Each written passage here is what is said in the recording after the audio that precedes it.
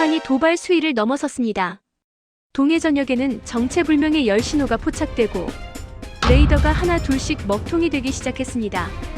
북한은 일본을 향한 척 남쪽을 겨누며 12시간 넘게 교란 작전을 펼치더니 결국 북쪽 극초음속 미사일이 밤하늘을 찢으며 치솟았습니다.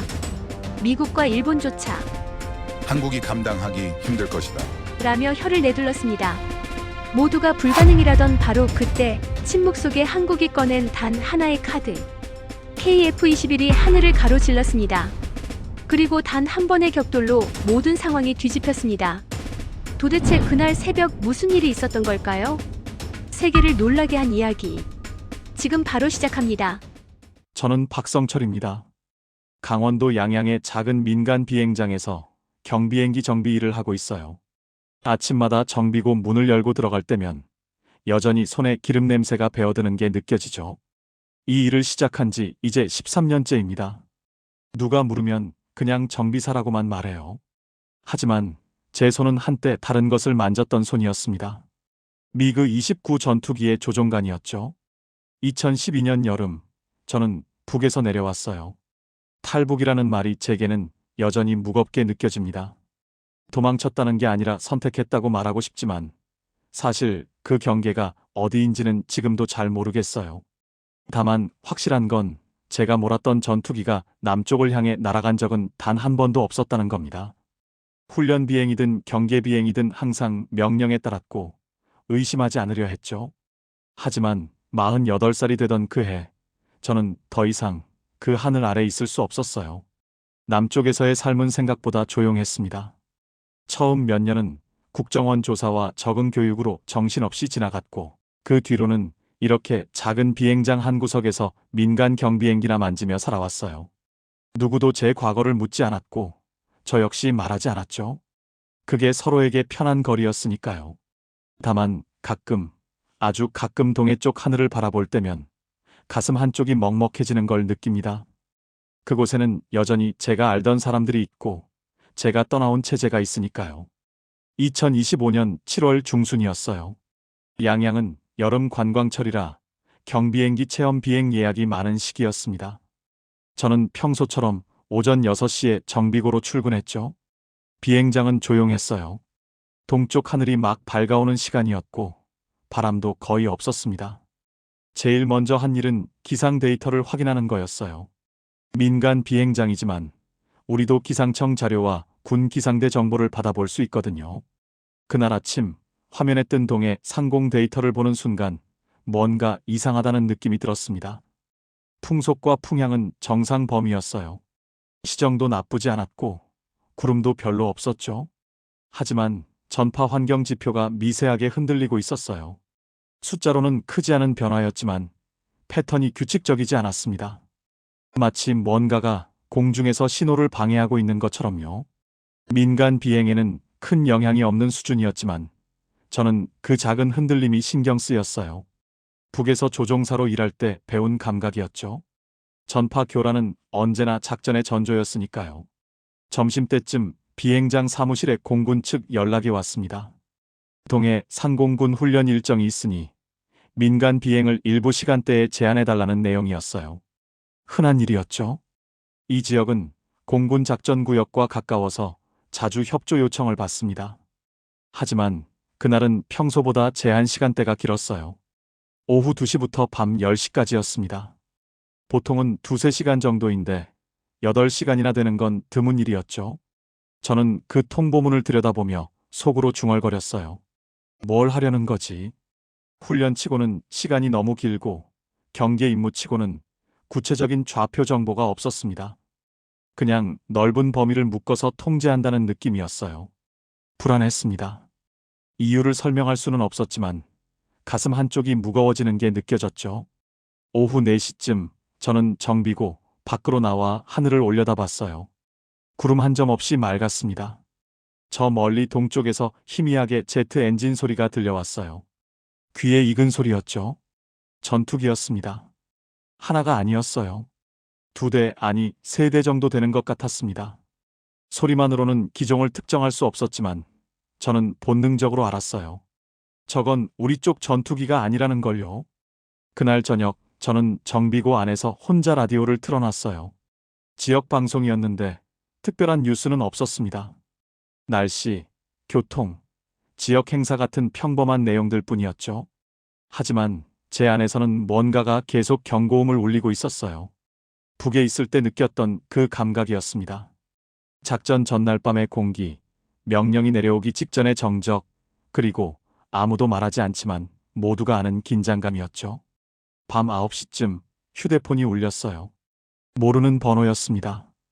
받았더니 남자 목소리가 들렸죠. 박성철 씨 맞으십니까? 국군정보사령부입니다. 심장이 철렁 내려앉았어요. 정보사에서 연락이 온 건 남쪽에 정착한 뒤로 처음이었습니다. 상대는 차분하게 말했어요. 내일 오전 10시 강릉 공군기지로 와주실 수 있겠습니까? 급한 일입니다. 이유를 물었지만 대답은 없었어요. 그냥 꼭 와달라는 말만 반복했죠. 전화를 끊고 한참을 멍하니 앉아 있었습니다. 손이 떨렸어요. 무슨 일이 생긴 건지, 제가 뭘 해야 하는 건지 전혀 알 수 없었죠. 하지만 한 가지는 확실했어요. 뭔가 큰 일이 다가오고 있다는 거였습니다. 그날 밤 저는 거의 잠을 이루지 못했어요. 천장을 바라보며 과거를 떠올렸습니다. 북에서의 마지막 비행, 그때 받았던 명령, 그리고 제가 거부했던 임무들이 주마등처럼 스쳐 지나갔죠. 저는 조종사였지만 동시에 도구였어요. 누군가의 의도에 따라 움직이는 기계였고 질문하지 않는 존재였습니다. 남쪽으로 온 뒤에는 그 모든 걸 잊으려 했어요. 하지만 이제 그 과거가 다시 저를 찾아온 것 같았습니다. 다음 날 아침 저는 강릉으로 향했어요. 비행장 동료들에게는 개인 일정이 있다고만 말했죠. 고속도로를 달리는 내내 라디오에서는 평범한 뉴스들만 흘러나왔습니다. 주식 시세, 날씨, 정치 뉴스였어요. 아무도 모르고 있었죠. 동해 어딘가에서 뭔가가 움직이고 있다는 걸요. 강릉 공군기지 정문에 도착했을 때는 오전 10시 10분 전이었어요. 신분증을 제시하니 경비병이 제 이름을 확인하고 바로 안내했습니다. 이미 제 방문이 등록되어 있었던 거죠. 안내를 받아 들어간 곳은 작전 상황실 옆 회의실이었어요. 문을 열고 들어가니 2명의 남자가 앉아 있었습니다. 한 명은 40대 후반으로 보이는 공군 대령이었어요. 얼굴에 피로가 가득했지만 눈빛은 날카로웠죠. 다른 한 명은 30대 중반의 소령이었습니다. 체격이 단단했고 자세가 반듯했어요. 조종사 출신이라는 게 한눈에 보였죠. 대령이 먼저 입을 열었습니다. 박성철 씨, 와주셔서 감사합니다. 저는 이도현 대령입니다. 현재 공군 항공전력지원단 작전기술관으로 일하고 있습니다. 옆은 최지한 소령이고요. 전투비행대대 소속입니다. 악수를 나누며 저는 두 사람의 손을 느꼈어요. 단단했고 따뜻했죠. 하지만 그 안에 긴장이 있었습니다. 무슨 일로 저를 부르셨습니까? 제가 물었어요. 이도현 대령이 잠시 침묵하더니 천천히 말했습니다. 혹시 최근 동해 상공에서 이상한 걸 느끼신 적 있습니까? 심장이 세게 뛰었어요. 어제 전파 환경 데이터가 불안정했습니다. 그리고 제트 엔진 소리를 들었죠. 여러 대였어요. 대령이 고개를 끄덕였습니다. 맞습니다. 우리도 포착했어요. 최지한 소령이 태블릿을 꺼내 화면을 보여줬어요. 거기에는 동해 상공의 레이더 데이터가 표시되어 있었습니다. 여러 개의 작은 점들이 불규칙하게 움직이고 있었죠. 이게 뭡니까? 제가 물었어요. 소령이 대답했습니다. 아직 확실하지 않습니다. 하지만 패턴이 심상치 않아요. 민간기도 아니고 우리 측 훈련기도 아닙니다. 저는 화면을 들여다봤어요. 그 움직임이 낯설지 않았습니다. 북에서 봤던 패턴이었죠. 전자전 항공기가 움직이는 방식이었어요. 정찰이 아니라 교란이었습니다. 이건, 제 목소리가 떨렸어요. 이건 준비 단계입니다. 뭔가를 숨기려는 거예요. 이도현 대령이 저를 똑바로 쳐다봤습니다. 북에 계실 때 이런 작전을 경험하신 적 있습니까? 저는 고개를 끄덕였어요. 있습니다. 미사일 발사 전에 이런 식으로 남쪽 레이더를 교란했어요. 타이밍을 흐리는 겁니다. 정확한 발사 시점을 숨기기 위해서요. 회의실 안이 무거운 침묵에 잠겼습니다. 저는 두 사람의 얼굴을 번갈아 봤어요. 그들도 이미 알고 있었던 거죠. 다만 확신이 필요했던 겁니다. 북에서 온 사람의 증언이요. 최지한 소령이 조심스럽게 물었습니다. 그럼 지금 북이 뭔가를 준비하고 있다는 말씀이신가요? 저는 천천히 대답했어요. 준비가 아닙니다. 이미 시작했어요. 우리가 모르는 사이에요. 그 순간 회의실 문이 열리며 누군가 급히 들어왔습니다. 젊은 장교였어요. 숨이 차 있었죠. 대령님, 긴급 상황입니다. 위성 감시망에 이상 신호가 포착됐습니다. 동북방 해상입니다. 이도현 대령이 벌떡 일어났어요. 구체적으로 장교가 태블릿을 건넸습니다. 여론 반응이 감지됐습니다. 이동 중입니다. 방향은 남쪽입니다. 저는 그 말을 듣는 순간 온몸이 얼어붙는 걸 느꼈어요. 북에서 배웠던 모든 게 떠올랐습니다. 여론 반응, 이동, 남쪽 방향. 이건 발사대였어요. 미사일 발사대가 움직이고 있다는 뜻이었죠. 최지한 소령이 낮은 목소리로 말했습니다. 시간이 얼마나 남았을까요? 저는 떨리는 목소리로 대답했어요. 모릅니다. 하지만 오래 남지 않았을 겁니다. 회의실을 나왔을 때 복도는 이미 긴박한 공기로 가득 차 있었습니다. 장교들이 빠른 걸음으로 오가고 있었고 어디선가 무전기 소리가 끊임없이 들려왔어요. 저는 이도현 대령과 최지한 소령을 따라 작전 상황실로 향했죠. 문이 열리는 순간 거대한 스크린이 눈에 들어왔습니다. 동해 상공을 실시간으로 보여주는 위성 영상이었어요. 화면 중앙에는 여러 개의 점들이 표시되어 있었습니다. 빨간색, 노란색, 초록색으로 구분되어 있었죠. 빨간 점들이 불규칙하게 움직이고 있었어요. 패턴이 없어 보였지만 저는 그 안에서 규칙을 읽어낼 수 있었습니다. 위성 추적을 피하려는 회피 기동이었죠. 일정한 간격으로 방향을 바꾸고 있었어요. 북에서 배웠던 방식 그대로였습니다. 이도현 대령이 화면을 응시하며 고개를 끄덕였어요. 제 옆에 선 최지한 소령의 표정이 굳어져 있었죠. 저는 화면을 보며 천천히 생각을 정리했습니다. 저 움직임은 미끼였어요. 우리가 저기에 집중하는 동안 진짜는 다른 곳에 있을 거였죠. 시선을 분산시키는 전형적인 방식이었습니다. 소령이 제 쪽을 돌아봤지만 저는 아무 말도 하지 않았어요. 아직 확신할 수 없었으니까요. 상황실 한쪽에서 젊은 분석관이 급히 보고하는 소리가 들렸습니다. 위성 2호기에서 또 전파 교란이 감지됐다는 내용이었어요. 이번엔 강도가 더 세다고 했죠. 이도현 대령이 미간을 찌푸리며 좌표를 확인했습니다. 동해 북방 해상 북위 40도에서 41도 사이 구역이었어요. 저는 그 좌표를 듣는 순간 등골이 서늘해졌습니다. 북에 있을 때 그 구역은 특별작전 구역이었어요. 민간인 접근이 완전히 차단된 곳이었고 해군과 전략군이 공동으로 관리하던 구역이었죠. 제가 몇 번 경계 비행을 했던 곳이기도 했습니다. 거기서는 늘 뭔가를 준비하고 있었어요. 다만 제게는 구체적인 정보를 주지 않았죠. 그저 명령받은 공역만 지키면 됐습니다. 대령이 분석관에게 지시를 내렸어요. 해당 구역 과거 6개월치 데이터를 전부 끌어오라는 내용이었습니다. 비교 분석에 들어간다고 했죠. 시간이 흐를수록 상황실 안 분위기는 더 무거워졌어요. 오후 2시쯤 새로운 보고가 들어왔습니다. 동해 북방에서 소형 선박 여러 척이 이동 중이라는 내용이었어요.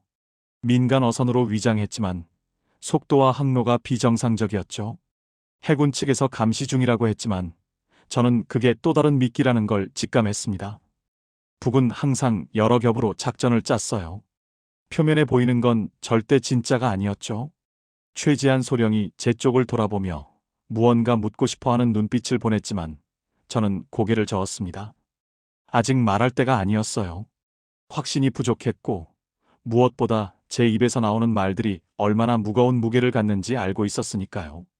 오후 3시 저는 이도현 대령의 제안으로 잠시 상황실을 나와 옥상으로 올라갔습니다. 신선한 공기가 필요했어요.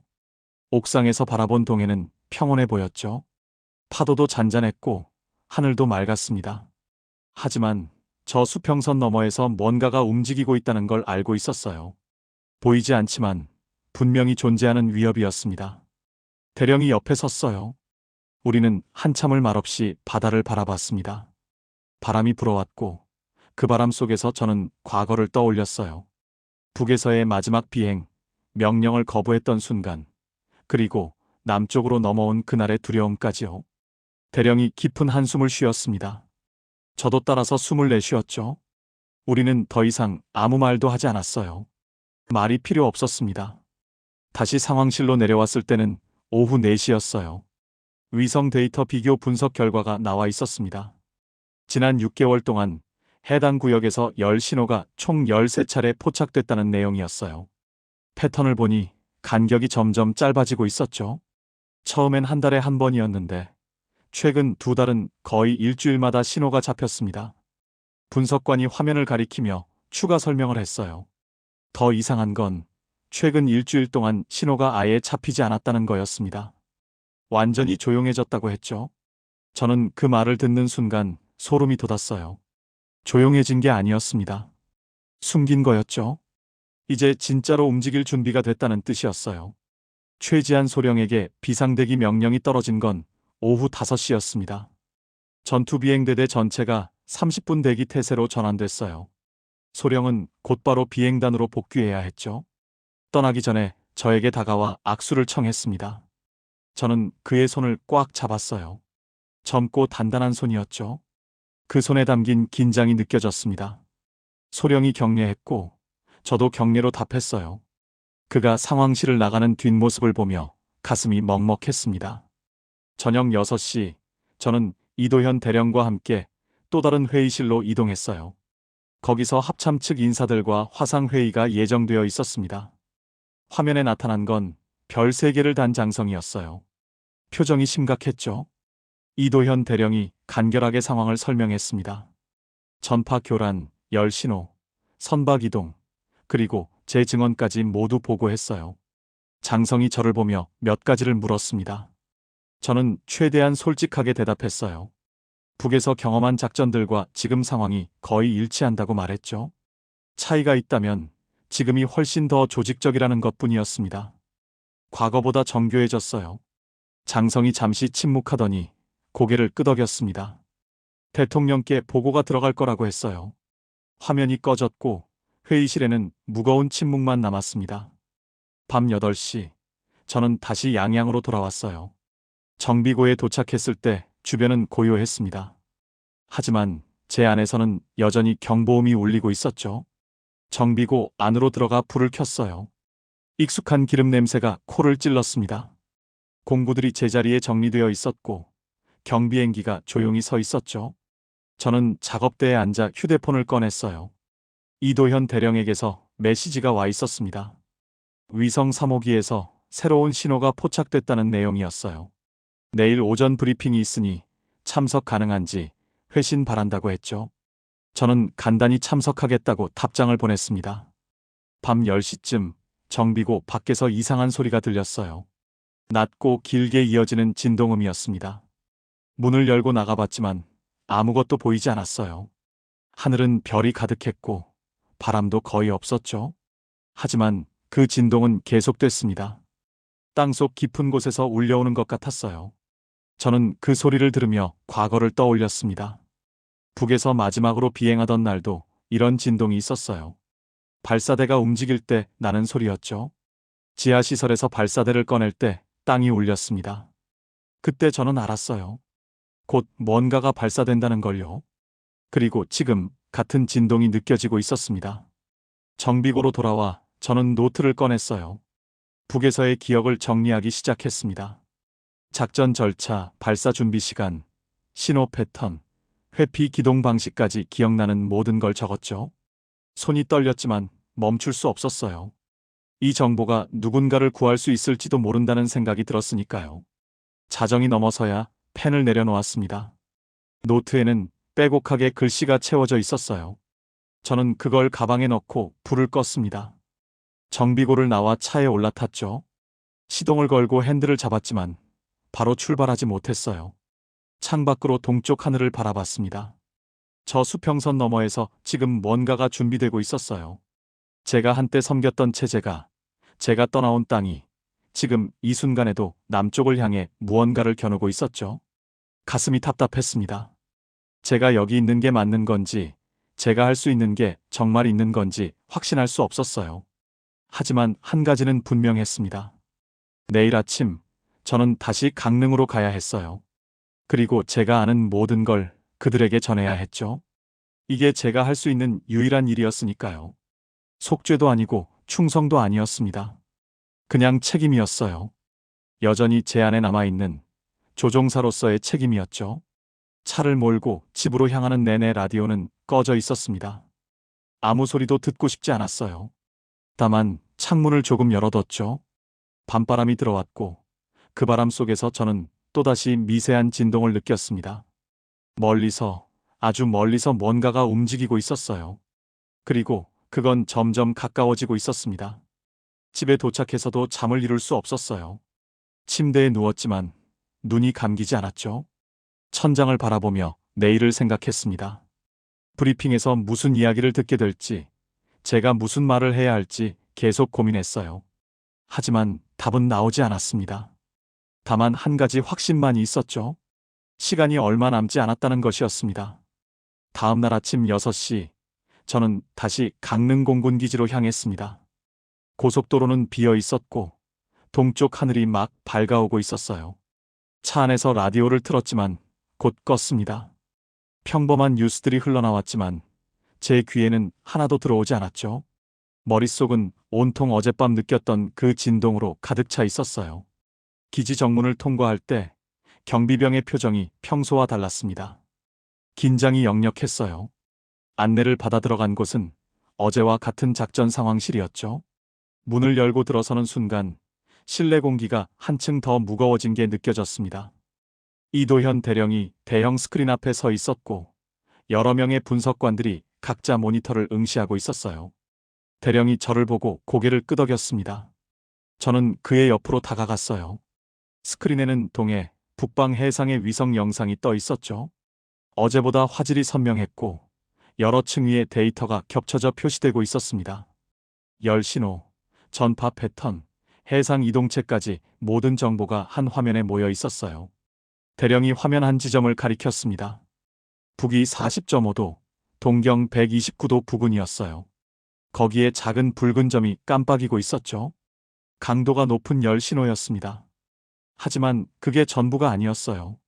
그 주변으로 여러 개의 작은 점들이 동심원을 그리며 배치되어 있었습니다. 마치 뭔가를 보호하듯이요. 저는 그 패턴을 보는 순간 숨이 막혔습니다. 북에 있을 때 봤던 배치 방식이었어요. 중앙에 주요 자산을 두고 주변에 전자전 장비와 미끼 신호를 배치하는 거였죠. 적의 타격을 분산시키고 진짜 목표를 숨기는 방식이었습니다. 제 손이 떨렸어요. 저건 훈련이 아니었습니다. 실전 배치였죠. 분석관 한 명이 새로운 자료를 스크린에 띄웠습니다. 지난 48시간 동안의 열 신호 변화 추이였어요. 그래프가 서서히 상승하다가 새벽 4시쯤부터 급격히 올라가기 시작했습니다. 그리고 오전 5시 30분을 기점으로 일정 수준을 유지하고 있었죠. 저는 그 그래프를 보며 가슴이 철렁 내려앉는 걸 느꼈어요. 북에서 발사체를 준비할 때도 같은 패턴이었습니다.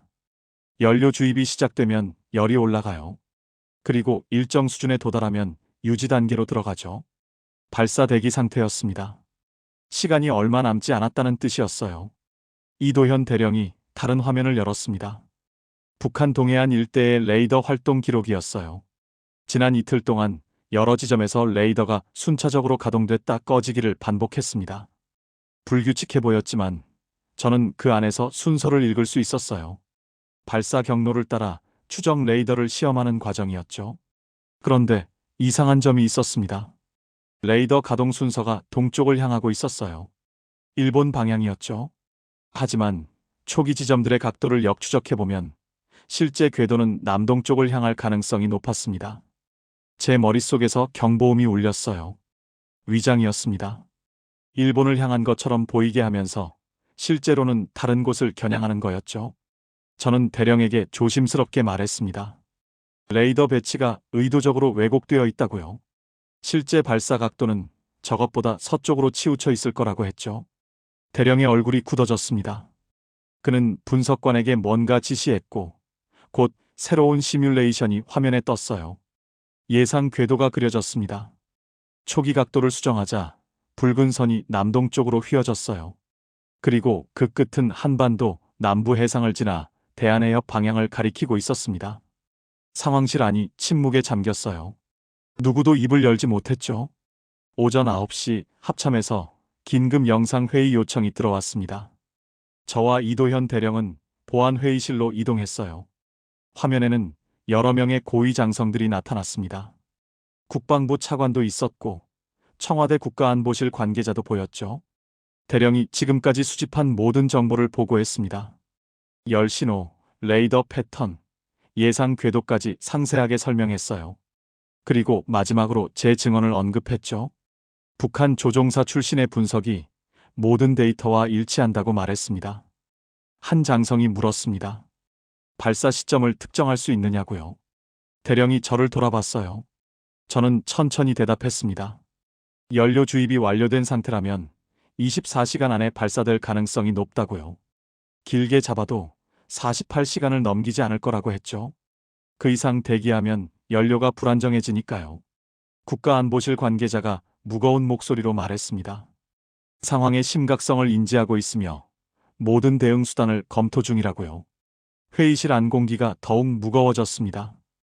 영상회의가 끝난 건 오전 10시였어요. 저는 대령과 함께 다시 작전 상황실로 돌아왔습니다. 그곳에서 최지한 소령을 만났어요. 소령은 전투복을 입고 있었고 얼굴에는 피로가 역력했습니다. 밤새 비상대기 임무를 섰다고 했죠. 소령이 제게 다가와 조용히 물었습니다. 정말 오늘, 내일 안에 뭔가 일어날 거냐고요. 저는 고개를 끄덕였어요. 소령의 턱선이 단단하게 굳어졌습니다. 그는 더 이상 묻지 않았어요.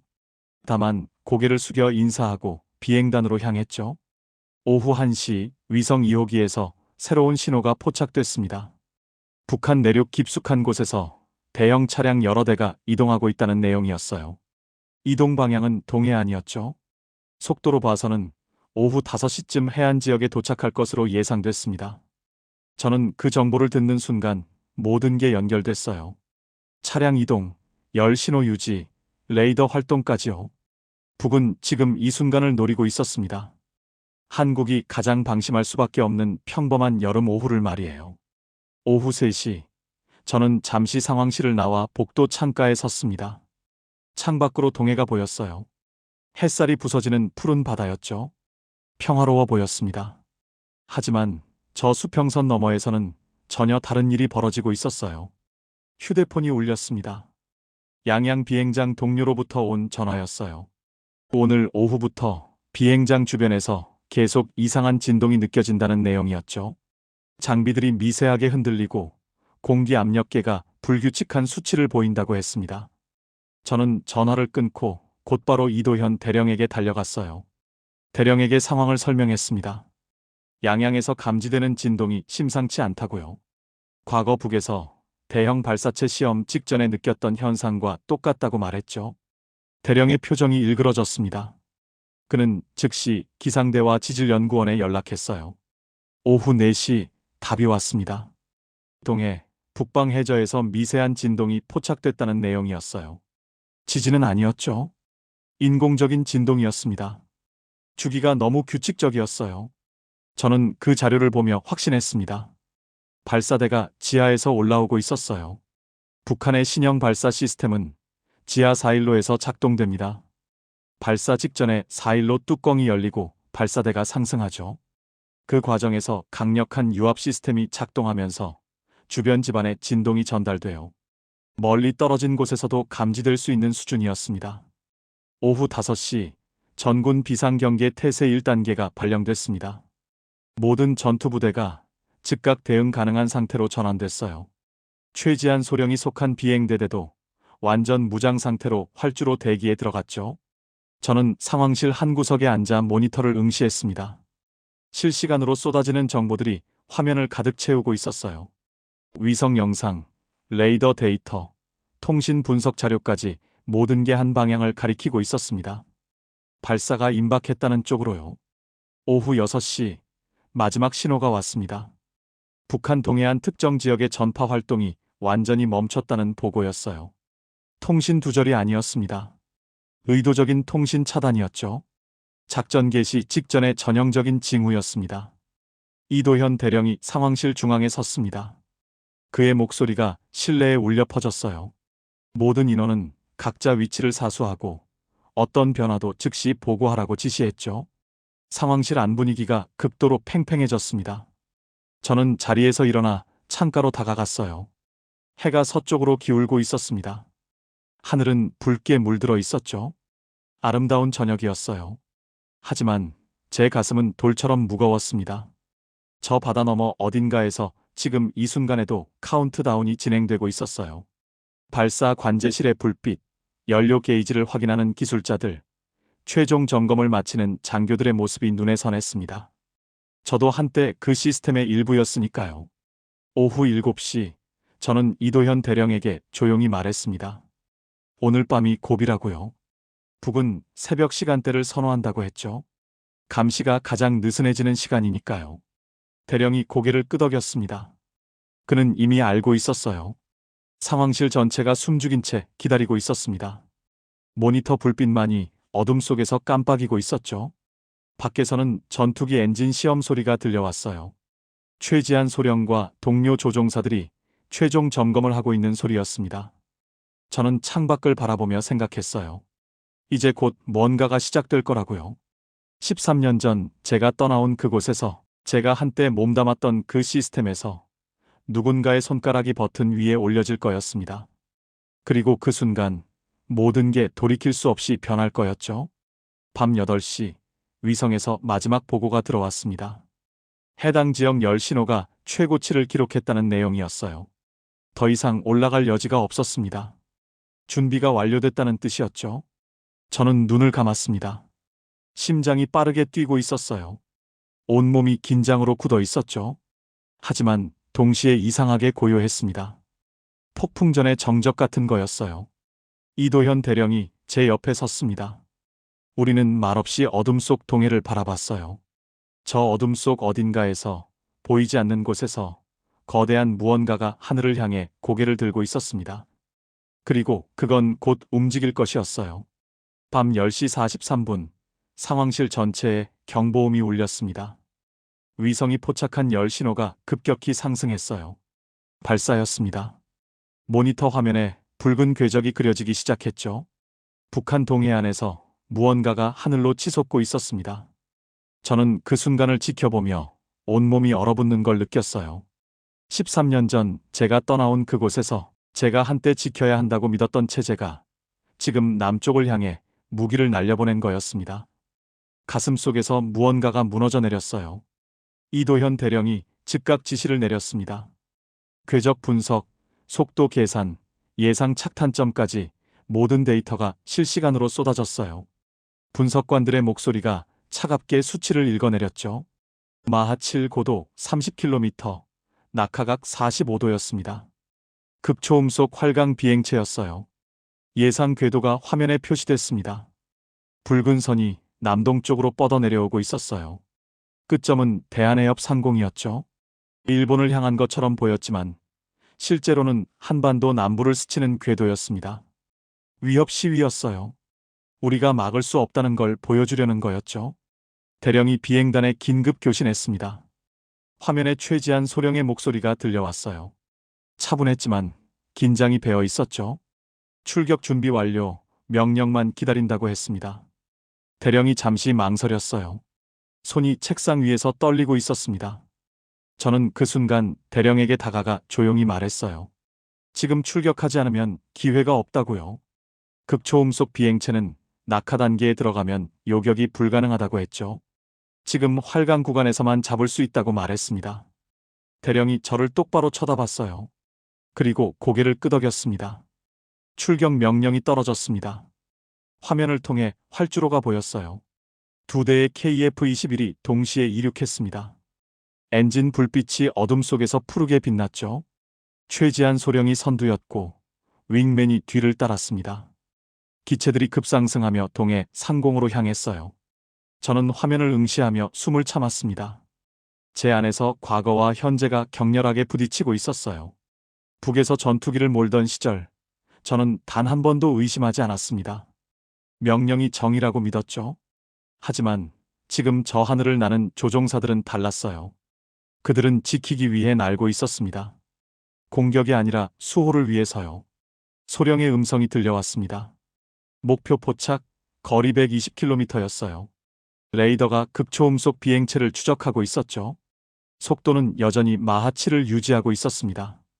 일반 미사일로는 따라잡을 수 없는 속도였어요. 하지만 KF-21은 달랐습니다. 극초음속 목표를 요격하기 위해 설계된 시스템이 탑재되어 있었죠. 유럽 미티어 미사일의 램제트 추진 기술과 한국의 능동 추적 시스템이 결합된 무기였습니다.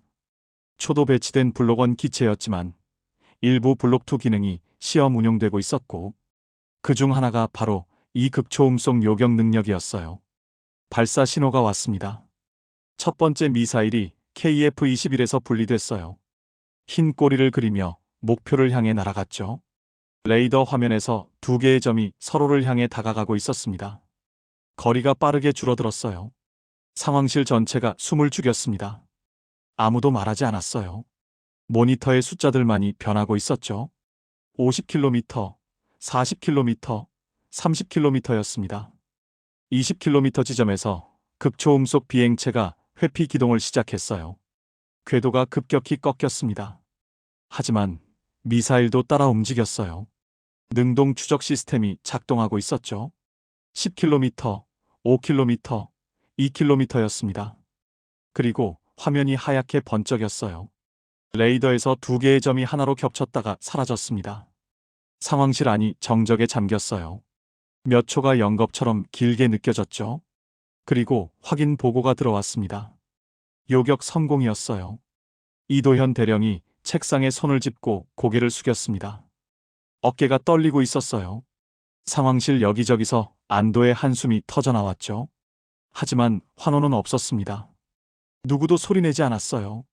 다만 조용히, 아주 조용히 그 순간의 무게를 받아들이고 있었습니다. 저는 창가로 걸어갔어요. 동해는 여전히 어둠 속에 잠겨 있었습니다. 저 하늘 어딘가에서 방금 일어난 일이 믿기지 않았어요.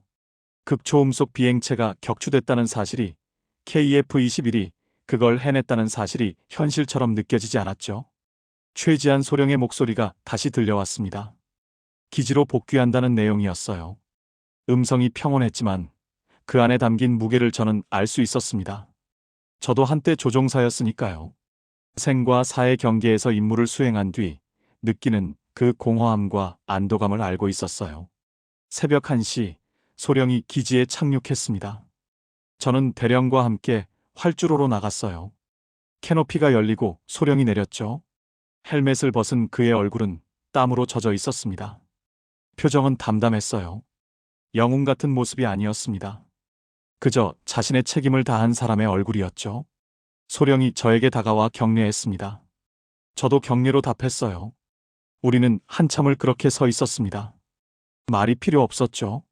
세대와 경험은 달랐지만 우리는 같은 하늘을 지켰던 사람들이었으니까요. 새벽 3시, 저는 다시 양양으로 돌아왔습니다. 정비고에 도착했을 때 동쪽 하늘이 희미하게 밝아오고 있었어요. 새벽 공기가 차가웠죠. 저는 정비고 문을 열지 않고 밖에 그대로 섰습니다. 북쪽 하늘을 바라봤어요. 저 너머 어딘가에 제가 살았던 땅이 있었습니다. 제가 한때 충성했던 체제가 있었고 제가 몰았던 전투기가 있었죠. 하지만 그 모든 것이 이제는 멀게만 느껴졌어요. 마치 다른 사람의 인생 같았습니다. 남쪽 하늘을 돌아봤습니다. 저 하늘 어딘가에서 방금 KF-21이 날아갔었어요. 오랜 기간 동안 수많은 사람들이 땀 흘려 만든 기체였죠. 정직한 기술로, 투명한 과정으로 한 걸음씩 쌓아 올린 결과물이었습니다. 그리고 그 기체가 오늘 밤 이 나라를 지켰어요. 저는 그 순간 깨달았습니다. 강함이란 무기의 숫자가 아니라는 걸요. 얼마나 많이 위협하느냐가 아니라 얼마나 정직하게 준비했느냐가 진짜 힘이라는 걸요. 북은 극초음속 미사일을 날렸지만 남은 그보다 더 정교한 시스템으로 그걸 막아냈습니다. 과시가 아니라 책임으로요. 해가 떠오르기 시작했습니다. 수평선이 붉게 물들고 있었어요. 새로운 아침이었죠. 저는 정비고 안으로 들어가 작업대에 앉았습니다. 익숙한 공구들이 눈에 들어왔어요. 제 손이 다시 이곳으로 돌아올 거였습니다. 경비행기를 정비하고 사람들의 작은 꿈을 지키는 일상으로요. 하지만 이제는 달랐습니다. 제 과거가 부끄럽지 않았어요. 북에서의 시간이, 남으로 온 선택이, 그리고 이곳에서 보낸 13년이 모두 의미가 있었습니다. 제가 전한 정보가 누군가를 구했고, 제가 증언한 내용이 옳은 판단을 만들었으니까요. 창밖으로 아침 햇살이 쏟아져 들어왔습니다. 따뜻했어요. 저는 노트를 꺼내 마지막 기록을 남겼습니다. 오늘 밤 있었던 일들을요. 극초음속 미사일, KF-21의 요격, 그리고 제가 느낀 모든 감정들을 적었죠. 마지막 문장을 쓰며 저는 생각했습니다. 이 나라가 강한 이유는 무기 때문이 아니라는 걸요. 이도현 대령처럼 수년을 한 가지에 바치는 사람들이 있기 때문이고, 최지한 소령처럼 묵묵히 책임을 다하는 사람들이 있기 때문이라는 걸요. 그리고 저 같은 사람도 과거가 무엇이든 진실을 말할 수 있는 사회이기 때문이라는 걸요. 펜을 내려놓았습니다. 밖에서 새소리가 들려왔어요. 평화로운 아침이었습니다. 누구도 오늘 밤 무슨 일이 있었는지 모를 거예요. 신문에도 나오지 않을 거였고, 뉴스에서도 다루지 않을 거였죠. 하지만 그게 중요한 게 아니었습니다. 중요한 건 이 나라가, 이 하늘이, 이 땅이 지켜졌다는 거였어요. 정직한 기술로, 투명한 과정으로, 묵묵한 책임감으로요. 그게 진짜 국격이었습니다. 소리 없이 강한 것, 과시하지 않고도 존중받는 것, 위협하지 않아도 두려워지는 것이었죠. 저는 자리에서 일어나 정비고 문을 활짝 열었습니다. 아침 공기가 밀려 들어왔어요. 깊게 숨을 들이마셨죠. 살아있다는 게, 여기 서 있다는 게, 이 아침을 맞이한다는 게 감사했습니다. 오늘도 저는 이곳에서 일할 거예요. 작은 경비행기를 정비하고 사람들의 안전을 지키는 평범한 일을요. 하지만 이제 저는 알고 있습니다. 아무리 작은 일이라도 정직하게 하면 누군가를 지킬 수 있다는 걸요. 양심이 기술이 되고, 기술이 신뢰가 되고, 신뢰가 힘이 된다는 걸요. 저는 북에서 왔지만 이제는 이곳 사람입니다. 그리고 오늘 저는 제 나라가 얼마나 강한지 똑똑히 봤습니다. 무기가 아니라 사람으로, 위협이 아니라 책임으로, 거짓이 아니라 진실로 강한 나라를요. 그게 제가 배운 교훈이었습니다.